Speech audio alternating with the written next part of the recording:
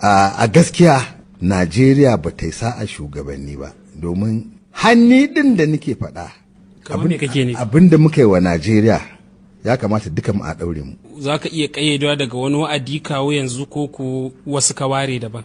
Tun daga lokacin da aka fara mulkin siyasa kawo ni yanzu ya kamata duka a ɗaure mu, domin kamar me kai dogara da aka yi a ƙasar nan da yadda na duba lokacin da aka tura na ambasada a Saudi Arabia, kuma ina duba Dubai, ina duba Qatar, kawai sun ishe ni ya ja mini kaimin da lokacin da na je wuraren nan in yi kuka da hawaye na in ce ni Ibrahim Musa Kazaure mun cuci Najeriya, mun cuci talakawan Najeriya.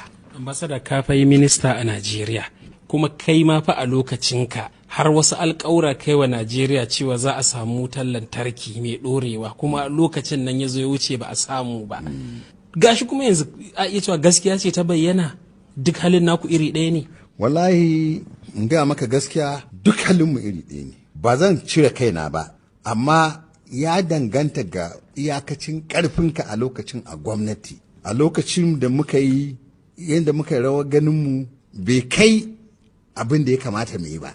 Domin kamar ba ku samu dama ba ne yadda ya kamata? Waɗansunmu ba su samu dama ba, waɗansunmu sun samu dama irin wayewa kan ne ba ɗaya ba. To yanzu da kake cewa gaba ɗaya waɗanda suka mulki Najeriya tun daga 1999 zuwa yanzu a kama, wa kake haskawa haka ne? Ni ba wannan gwamnatin kaɗai ba, duka mu ba mai komi ba, duka mu. Inda mun yi komi da Najeriya ta canju a yanzu, domin Najeriya tana da kuɗin, tana da manpower, ya kamata a ce mun yi abin da ya fi haka, amma yanzu ka duba Najeriya, ka duba wa'annan ƙasashe, ƙanƙanashen ƙasashe waɗanda ba su sama a kira su ƙasa ba, yanzu sai ba ɗan Najeriya baya da wurin da zai je ya huta ko ya kallo sai nan. Ai abin kunya ne. Yanzu kama yanzu a ce wai a Najeriya har yanzu strike ake akan ilimi, ka gaya min to yaushe za mu ci gaba. Yafiya kuke nema daga 'yan Najeriyan ku? Wallahi ba na neman in koma mulki a Najeriya ko da za a bani kyauta. Ko me aka yi ma tayi yanzu ba ka? Ko me aka yi min tayi ba zan ba. Ka san dalili? Abin da ka samu ya ishe ka kenan. Ai ni abin da na samu yanzu ma ina samu da ba na yi. Kuma na yi challenging din kowa a Najeriya, na yi challenging din shugaban kasa ma akan wannan. A je a duba.